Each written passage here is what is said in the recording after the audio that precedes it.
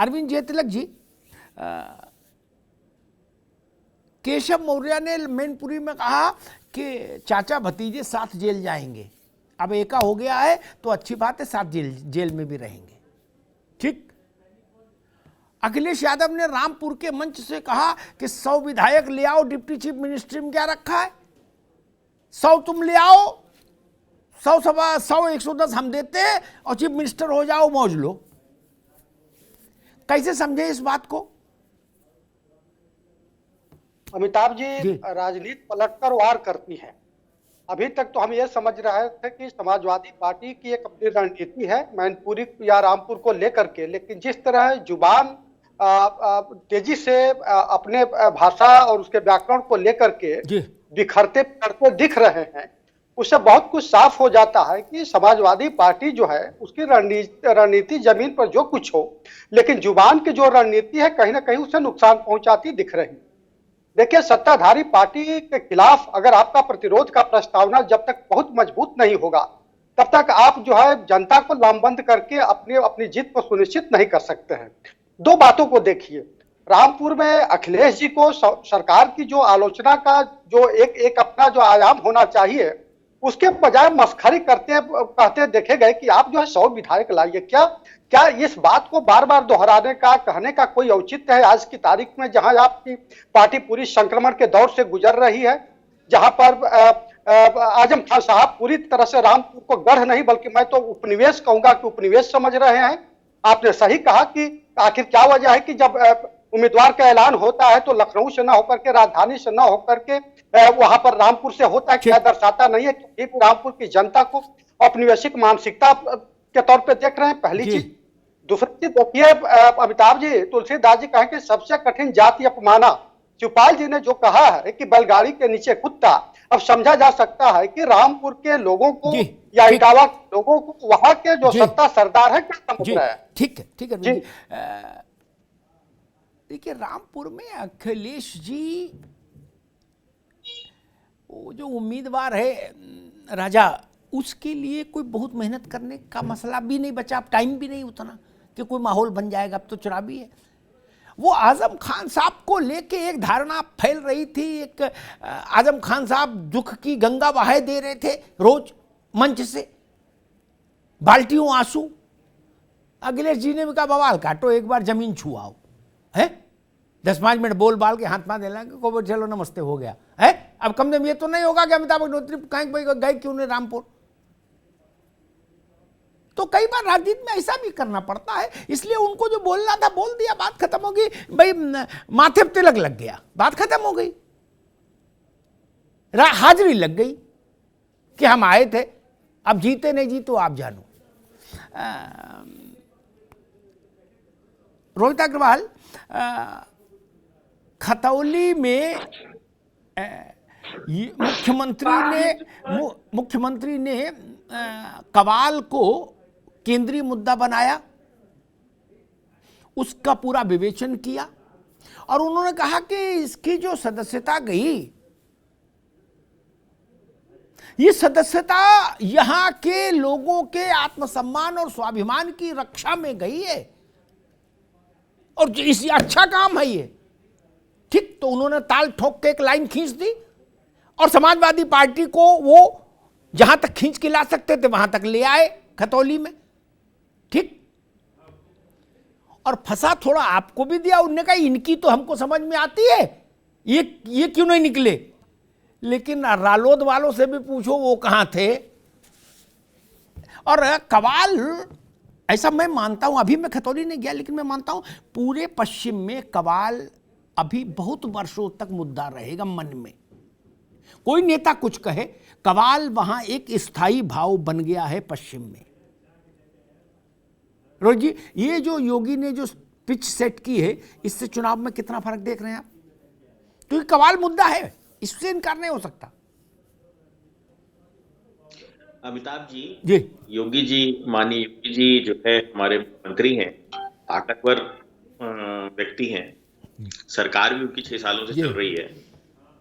समझ नहीं पा रहा हूं कि ये वाली बात वो न्यायालय को क्यों नहीं समझा पाए। जो बात वो मंच से कह रहे थे, ये वाली बात न्यायालय को भी समझा सकते हैं। तो इसका मतलब ये कहीं ना कहीं वो न्यायालय का अपमान कर रहे हैं, न्यायालय के निर्णय का अपमान कर रहे हैं। भाई न्यायालय ने अगर कोई बात कह दी तो वो तो फिर शर्माते है ना, वो तो माननी पड़ेगी ना आपको कि जो है साहब दोषी है विक्रम सैनी जी, मुजफ्फरनगर दंगों का। भाई जब दोषी है तो आपके सामने है कि ये उपचुनाव क्यों हो रहा है। ये उपचुनाव इसलिए हो रहा है क्योंकि विक्रम सैनी भारतीय जनता पार्टी का विधायक और मुजफ्फरनगर दंगों का दोषी पाया गया है। वो भी भाजपा की सरकार में सजा हुई है, जी, हमारी सरकार में नहीं है। हमारी सरकार 6 सालों से नहीं है साहब, हम विपक्ष में बैठे हैं 6 सालों से, भाजपा की सरकार है। जी, और बाबा जी वहां पे जाके बताए हैं कुछ, वो बात उन्होंने न्यायालय को समझा पाने में क्या मतलब सक्षम नहीं हो पाए, कैसे, क्या वकील नहीं ठीक था, क्या जी, था मामला। तो देखिए अब ये स्थिति बिल्कुल क्लियर है भाई, एक विधायक उसको सजा होती है न्यायालय से, तो अब न्यायालय का अपमान नहीं होना चाहिए। तो अब ये स्थिति बिल्कुल क्लियर है कि 6 साल से कोई काम किया होता मुजफ्फरनगर दंगे याद दिलाने की जरूरत ना पड़ती। समस्या ये है 6 साल के काम क्या गिनवाए। अब वहां गन्ना किसान कह रहा है मेरा रेट बताओ, ठीक है रोहित जी, ये कह रहे मुजफ्फरनगर के दंगे याद करो, तुम रेट की बात करते हो, मुजफ्फरनगर के दंगों का तो याद ठीक है रोहित, आएंगे आपके पास दोबारा में। मीसम जैदी के पास चलो, एक बुनियादी बात कहूंगा जो मेरी समझ कहती है। भारत में विपक्षी दलों के कमजोर होने के पीछे उनकी समझ में जो कमी आई वो भी एक बड़ा कारण है। भाजपा ने बहुत अच्छा खेल खेलना सीख लिया, वो एक कारण है, लेकिन ऐसा वही एक कारण नहीं। विपक्ष ने अपने मानसिक उसका दायरा इतना छोटा कर लिया कि लगातार वो कुपोषण का शिकार होता गया। मैं रोहित ने जो बात रखी उस पर एक बात कहता हूं, ठीक, उनको बोलना है, प्रवक्ता है, नौजवान है, बोलेंगे, अच्छी बात है। ये नासमझी भरी बात है, बहुत बड़ी नासमझी है। जब भी बड़े आंदोलन हुए या उन आंदोलनों में हिंसा भी हो गई, मान लीजिए, मुझे याद है कल्याण सिंह सुप्रीम कोर्ट आए, अंदर गए, वकील थे, मैं भी एक पत्रकार के नाते गया, 15-20 मिनट में प्रोसीडिंग हुई। अदालत ने कहा कि हाँ ये ब्रीच ऑफ ट्रस्ट है भाई, है, आपने क्या कहा था वो ऐसा हो गया।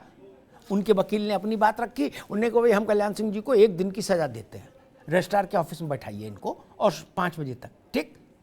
कल्याण सिंह ने कहा मंजूर है, लेकिन बाहर निकले तो जनता के सामने थे, अदालत में थे तो अदालत के सामने थे, नेता जनता के सामने जवाबदार है ना।